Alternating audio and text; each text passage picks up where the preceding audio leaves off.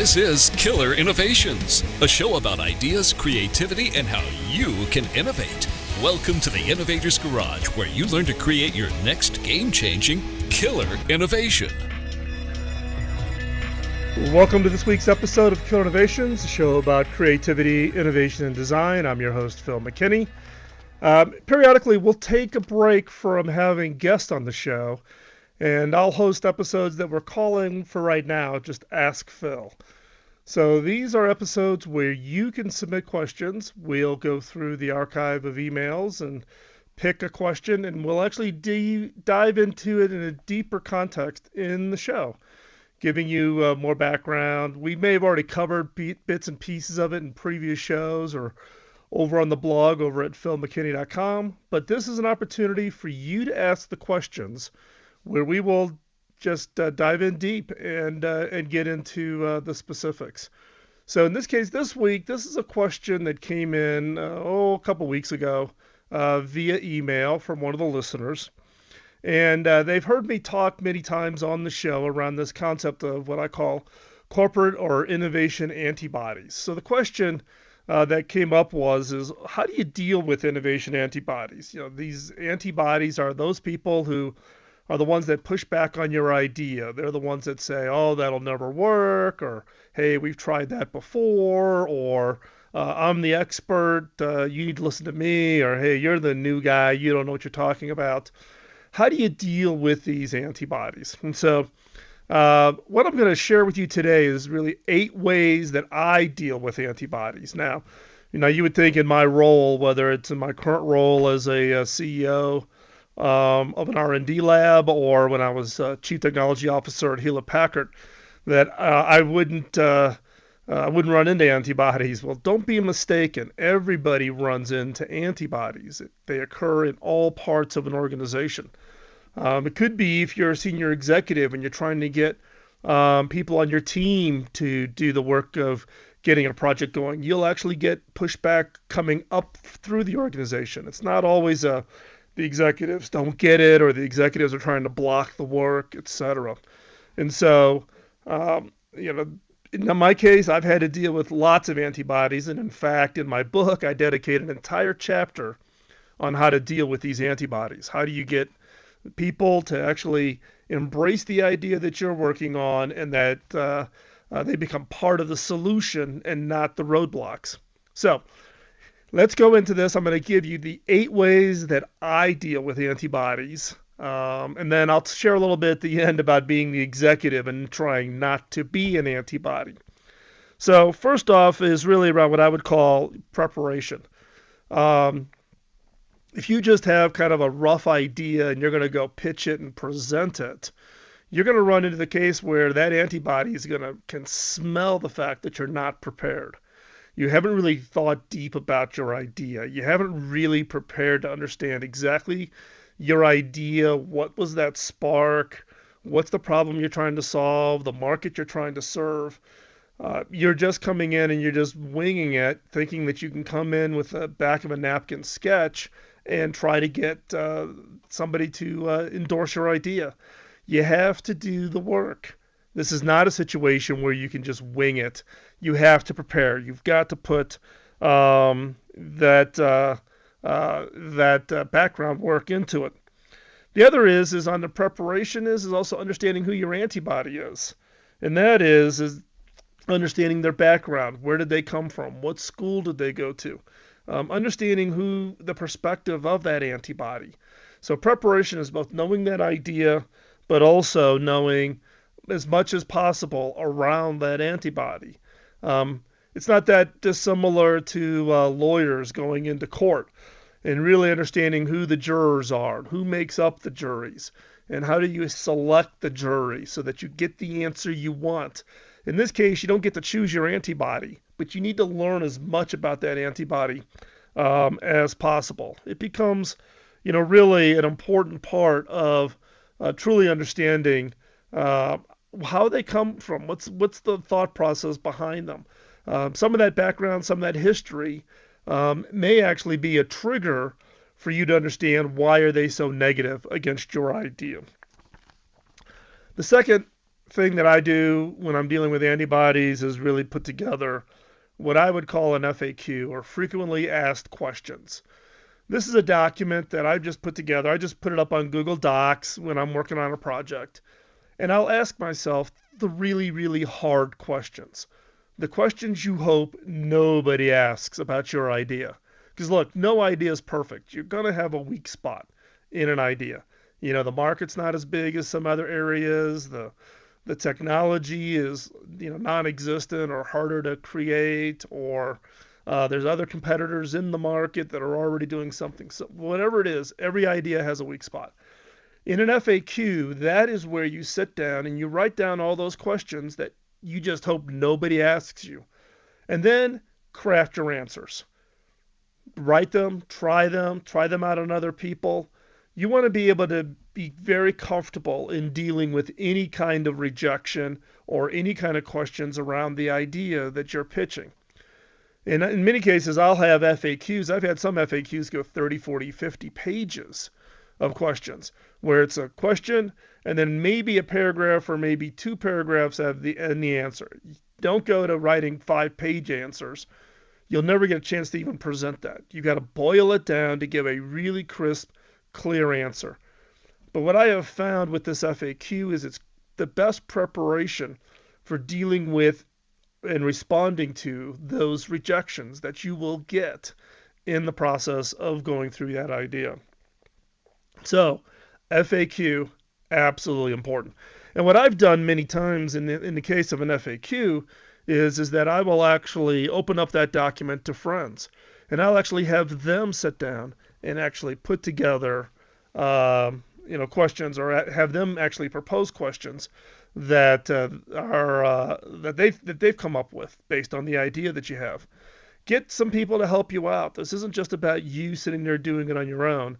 Invite other people to both create the questions, but also to validate the answers. Does your answer address the question that they would ask you?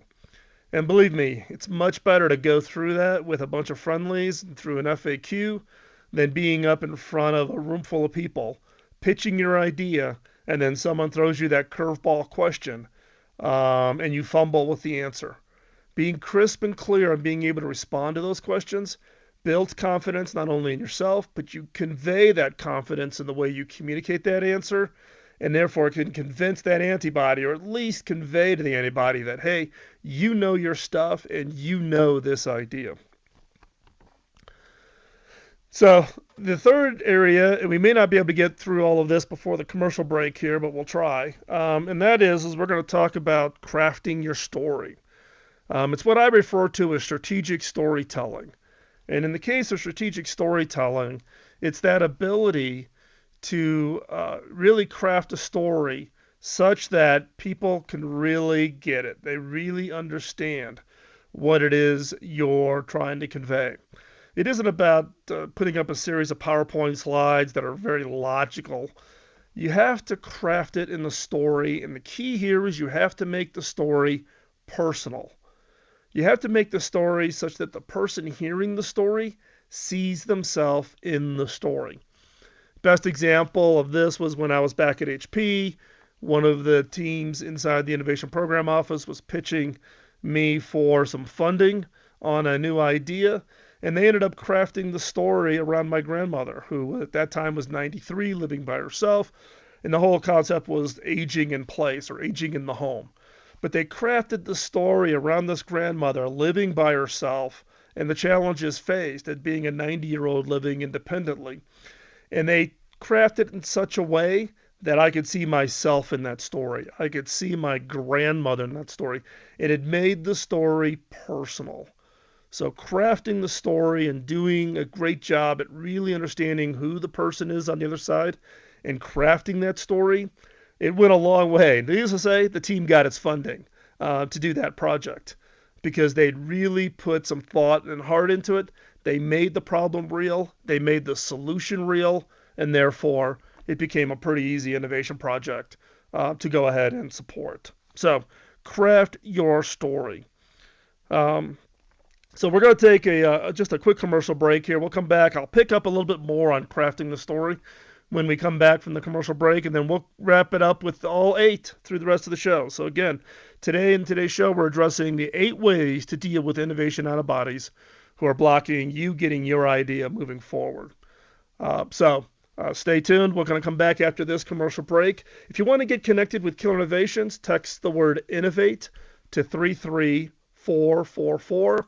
That'll sign you up onto the newsletter. That keeps you updated on everything going on here, gives you early access to each show. As soon as it becomes available, we send out an email to those of you on the newsletter. And that way then we can keep you connected. And so with that, we'll be right back after this commercial break. Don't go anywhere, and we'll continue on in our discussions around how to deal with those corporate antibodies.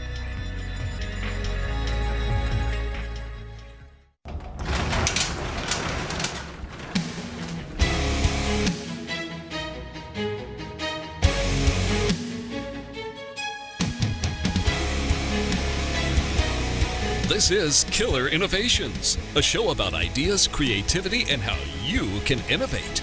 Welcome to the Innovator's Garage, where you learn to create your next game-changing killer innovation. Welcome back to this week's episode of Killer Innovations, a show about creativity, innovation, and design. I'm your host, Phil McKinney. We're talking this week, we're addressing a question that came in from a listener around how to deal with innovation antibodies. Those people who block your ideas and from those ideas going forward.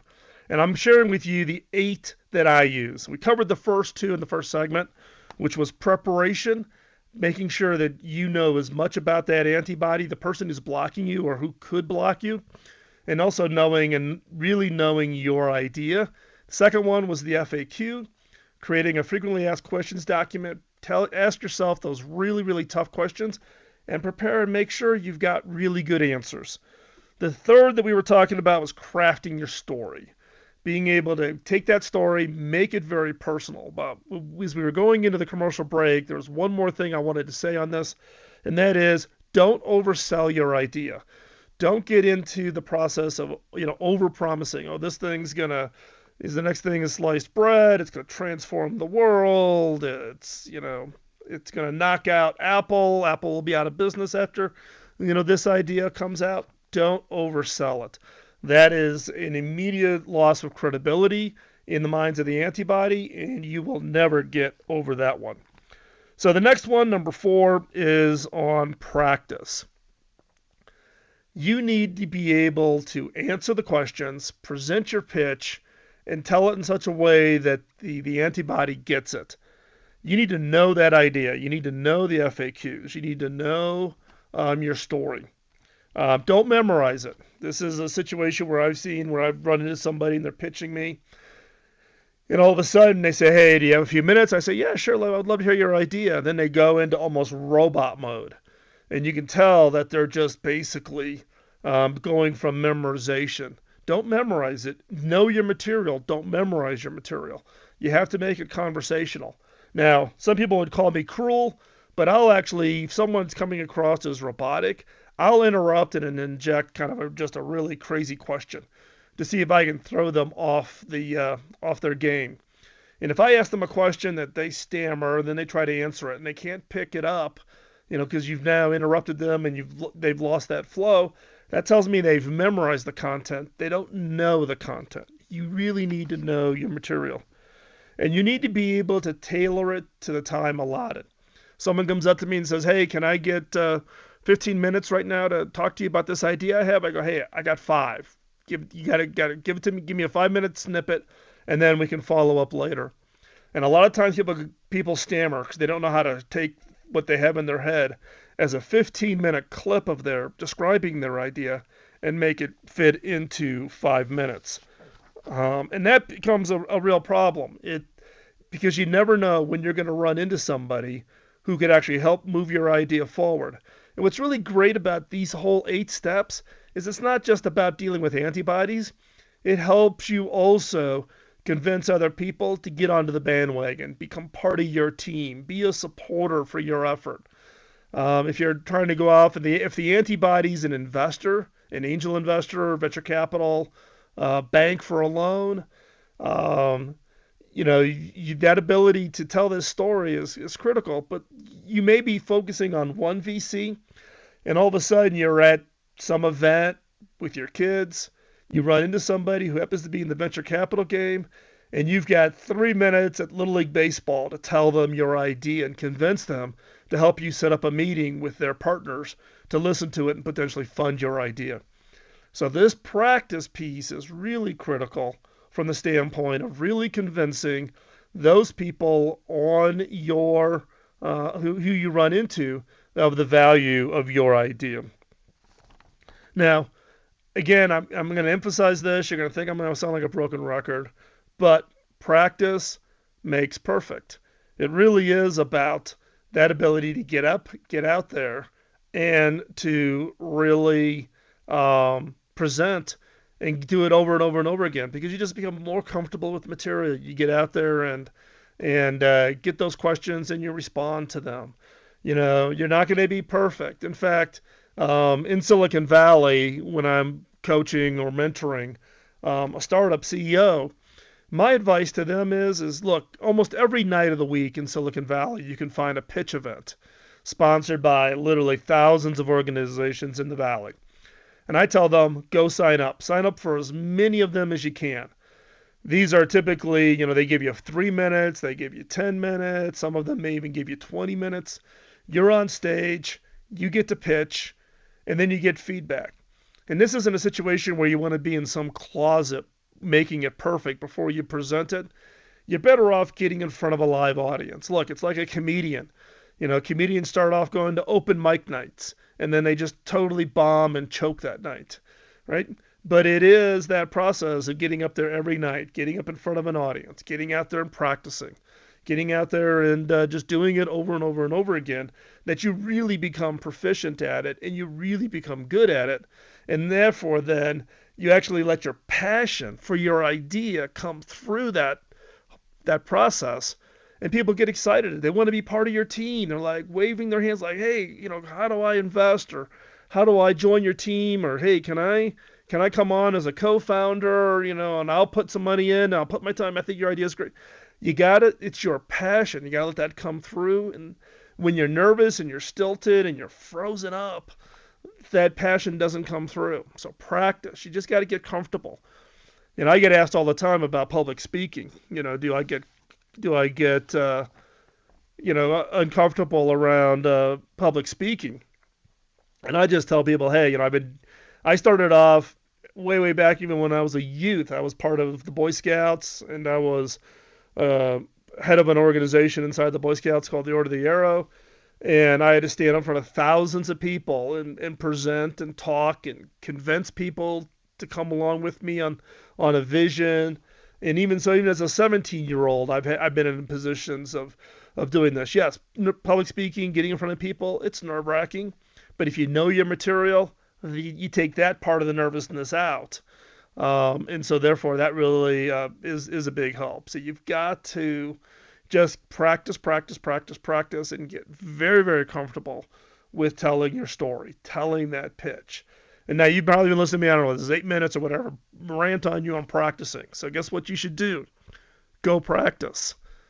Get in front of the mirror, tape record yourself, get out there and just deliver that material, and just do it over and over again. Tape yourselfing is an excellent approach from the standpoint is you can see yourself, you can see if you stammer, you can see if you're making good eye contact with the camera, etc. So we're going to take another quick commercial break. We're going to continue on through the 8 ways to deal with innovation antibodies, or really blocking your idea. And how do you get around them, or how do you get them to come onto your side of the story?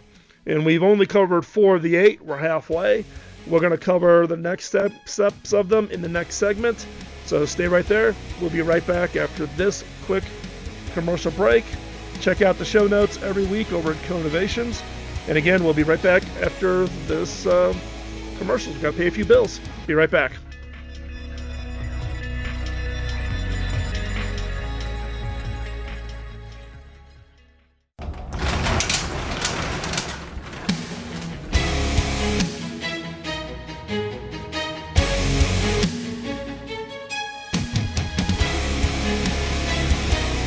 This is Killer Innovations, a show about ideas, creativity, and how you can innovate.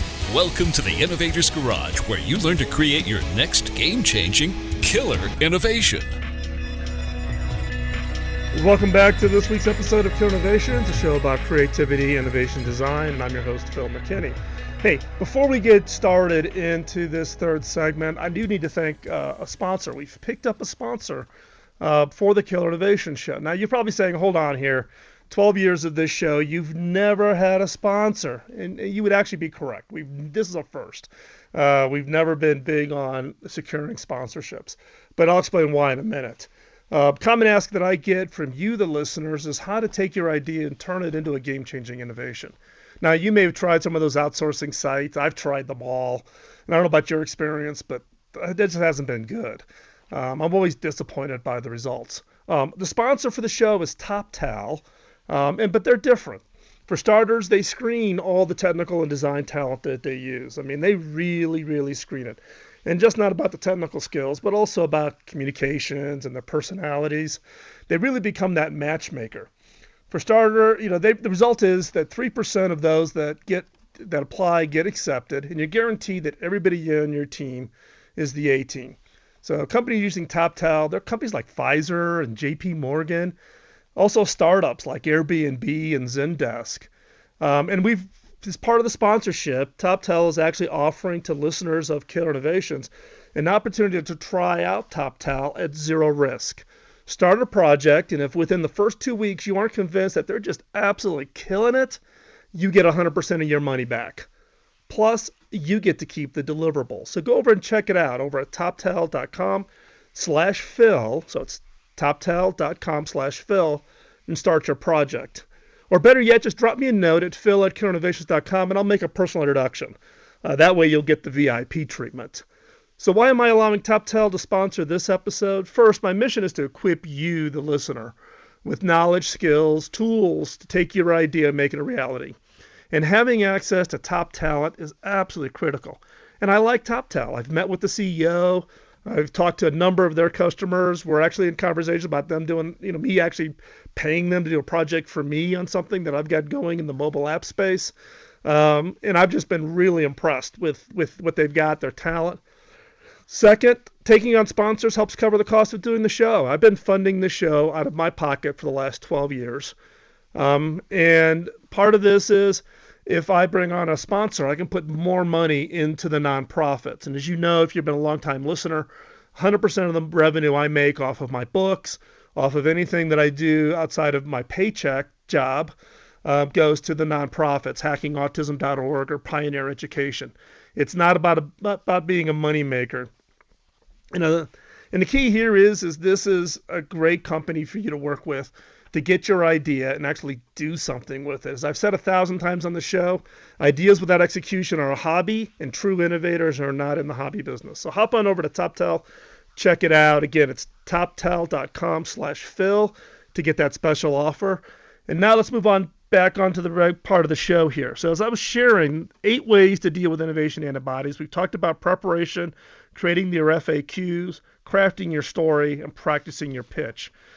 The next 2, I guess, really are subvert.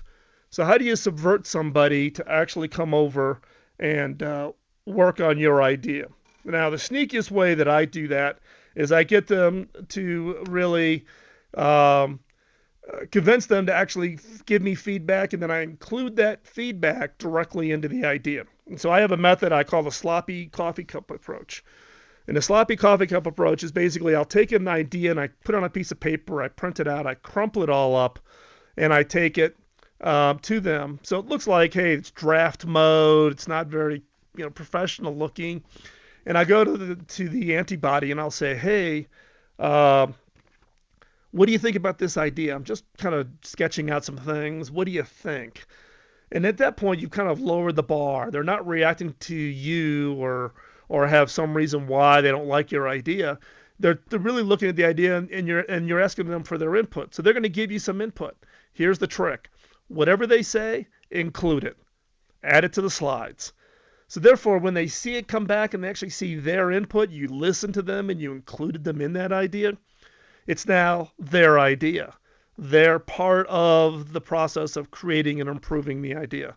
The sloppy coffee cup approach has worked with me amazingly well over my career at getting people convinced. So you subvert them. You get them, rather than being negative, to actually being part of the idea. Now they become part of the team. The next is influencers. So influencers is finding somebody who has an influence on the antibody. If you're talking about a VC, find somebody who's really close with that VC and get them to like your idea. If you're talking about your boss, who are those that influence your boss? How do you get them to like your idea? So you're kind of working around the edge, getting the influencers to actually like that idea and actually do something with it. So influencers can actually play a pretty, clever and interesting role from the standpoint of convincing them that, or you have something to reference to should the person you're trying to convince isn't convinced. You can say, hey, but Bob over here or Sally over there, I've talked with them. They seem to be pretty popular in the idea. Maybe you should check in with them. And the fact is you've already played that influence role with them. So don't overlook influencers. And here's another trick on influencers, particularly if you're trying to convince, maybe you're a startup company and you're trying to convince a company to back you on a pretty early stage idea. Find the non-obvious influencers. In my case, albeit I've had senior roles, I always have people that are kind of in my inner circle who I trust, who are kind of out in the field, have their pulse on what's going on, but they don't appear in an org chart. Typically, these people never worked for me or never even worked for the company that I work for. Finding those influencers, huge value, because if one of those influencers brings me your idea or your company, I'm going to be much more open and I become less of an antibody. Number 8. This is the one that always gets me into trouble when I share it. And that is ask for forgiveness, right? It's about, just do it quietly, do it under the radar. And then when it's all done, you just ask for forgiveness. Sometimes you just need to make that call. Do you believe that strongly in an idea that you're going to go ahead and just do it, even when you may get the negative pushback or when you even have a boss that says no? So it's really to go quiet, go rogue, go silent, stay under the radar screen. And I can point to probably a dozen products that are on the shelf today that you can go into retail and buy today that came out of my teams where we actually did it in stealth mode. It was not part of an official roadmap within the corporation. It was never presented to senior executives. It never went through formal budget approval. You just learn to get really clever on how to do these. And what's interesting is some of the ones that actually have come out since I've left HP, as an example, and senior executives now are claiming, oh, this was their idea. And I laugh. I get get emails from members of the team who are all upset about it. And I'm like, no, we achieved the objective, which was to get that idea and get it into the marketplace. So asking for forgiveness is a key piece. Now, the last one is going around your boss and going to your boss's boss, as an example. The question is should you go around a person and talk to the boss? Be very careful. That is burning the bridge, burning the pylons. What you really should do if you need to get to the boss is never go directly. Talk to others who can then get to the boss's boss. If you subvert and go around, you really run that risk of just blowing it up. You are burning the bridge. You are burning it down to the pylons. And my philosophy is never burn the bridge. I would much rather subvert and ask for forgiveness than burn the bridge. If the idea is really good, your boss will take credit for it. Forgiveness is easy to give. Stepping over the top of them, that's unforgivable. Many people just can't get over that, and you will burn that bridge. So be very, very careful of that. So never burn the bridge. So again, real quick, we'll go through the list. Preparation, FAQ, create your frequently asked questions, Craft your story. Practice, practice, practice. Subvert using that sloppy coffee cup approach. Find the influencers, find people who can influence the antibodies, and then ask for forgiveness. So we're going to take a quick commercial break. When we come back, we're going to talk about a new book that came out called Mind Hacking, How to Change Your Mind for Good in 21 Days. So when we come back, we're going to talk a little bit about that book, and we'll continue on the conversations. So stay right there, and we'll be right back after this commercial break.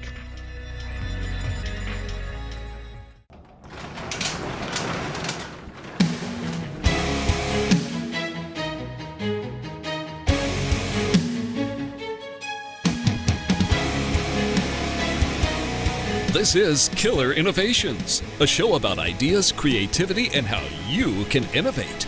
Welcome to the Innovator's Garage, where you learn to create your next game-changing killer innovation.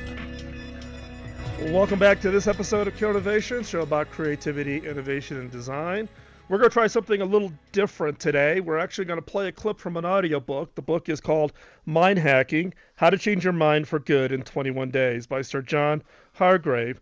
We will have show notes or the links to the book over in the show notes, but rather than me just talking about the book as I normally do and give you the background and why I like the book, etc., we're going to play this audio clip from the audiobook. So here you go. Until it's on paper, it's vapor. Visiting the Thomas Edison National Historical Park in West Orange, New Jersey should be on every geek's list of things to do in life. Advertised as where modern America was invented, it's an enormous brick building where, for more than 40 years, Edison's team of geniuses turned out innovation after innovation, including the motion picture camera and movies, improved phonographs and sound recordings, and electric inventions like the alkaline storage battery. It was the Google of its day. Edison is remembered today as a prolific inventor, over 1,000 patents in his name, but perhaps his most important invention was the process of invention itself. The meta-invention of how to make more inventions is Edison's true legacy. Edison invented the modern research and development facility, and if you go to West Orange, you can still walk through it. It's fascinating and instructive to see how Edison laid out the complex. Tucked away in a corner of his expansive office was a small bed. Edison was a believer in the power of power naps. After ruminating on a difficult problem, he would retire in the corner for a micro-sleep, letting his mind work on a solution. When the idea came to him, he would hurry to his desk and write it down. He would then rush upstairs to his second, more modest office where he did his true inventing. Here he would take the initial idea and sketch it out, making rough drawings of the idea that he wanted to pull into reality. Next door to this office was a drafting room where a team of draftsmen would take his ideas and begin drawing up formal plans. What parts would be needed? What materials would they be made of? Wrestling with these questions, with occasional input from the master, they would work up large-scale drawings from which the invention could now be built. From there, the drawings went to a machine shop full of small electric tools. Frequently, they needed to build machines to build the machines that would build the inventions. In this first shop, they could fabricate any small parts needed. These parts went below to a large-scale machine shop, a huge loft space filled with motorized pulleys, belts, and gears that could provide the power to manufacture the invention itself. Thomas Edison once bragged about his facility. "We can build anything from a lady's watch to a locomotive." From an idea, to paper, to plans, to machining, to manufacturing, to a finished product. It was an early prototype of today's R&D labs. I want to highlight what Edison did first when his mammoth mind presented him with an idea to feed into that amazing system. In order to turn that idea into a reality, he wrote it down. There is a power and a magic in writing things down that we take for granted because we do it so often. First, an idea is only in our mind, with no expression in the physical world. Then, with a few strokes of a pencil or a few awkward taps of our thumbs, that idea is now a thing. True, it may only be a representation of the thing, but it's still here in this world. Writing is a bridge or a gateway between the world of mind and the world of matter. It's how thoughts become things. It's how an idea gets from our heads into our hands. While this may seem basic and obvious, think back to how often you have given yourself a resolution for self-improvement or had a great idea to transform the world and you did not write it down. Be honest, what was the result? Take the goal of losing weight, for example. The World Health Organization estimates that 10% of people worldwide are obese, leading to increased risk of heart disease, strokes, diabetes, and some forms of cancer, the leading causes of preventable death. So a 2008 study, funded by the National Institutes of Health, recruited nearly 1,700 overweight people to experiment with a new approach to losing weight: food diaries. In addition to education and collaboration, the secret weapon in this approach was keeping a food diary, with participants keeping a list of everything they ate, whether that be on a pad of sticky notes or a digital device. While common sense says that keeping a diary would not result in any meaningful weight loss, the participants found that knowing their food choices would be recorded rather than eaten and forgotten was a powerful motivator to making better choices. Further, they began to notice patterns in their eating that could only be appreciated when they could write them down and take the meta view. The results were astounding. The more food records people kept, the more weight they lost, said the study's author, Dr. Jack F. Hollis. Those who kept daily food records lost twice as much weight as those who kept no records. It seems that the simple act of writing down what you eat encourages people to consume fewer calories. I've come to appreciate writing as a powerful and advanced technology, whether we're scribbling it on a notepad or typing it on a keyboard. When we write down our ideas, thoughts, or resolutions, we have a record. As Jonah Lehrer put it in his book, Imagine How Creativity Works, there was nothing, now there is something. It's almost like magic. Thanks for listening. We'll talk to you next week. Don't forget, check out the show notes over at killerinnovations.com.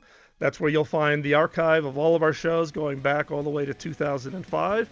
Also, you can sign up for the newsletter. That's where you can best stay connected to hearing everything going on here at Killer Innovations. And so with that, thanks for listening, and we'll talk to you next week. Bye-bye.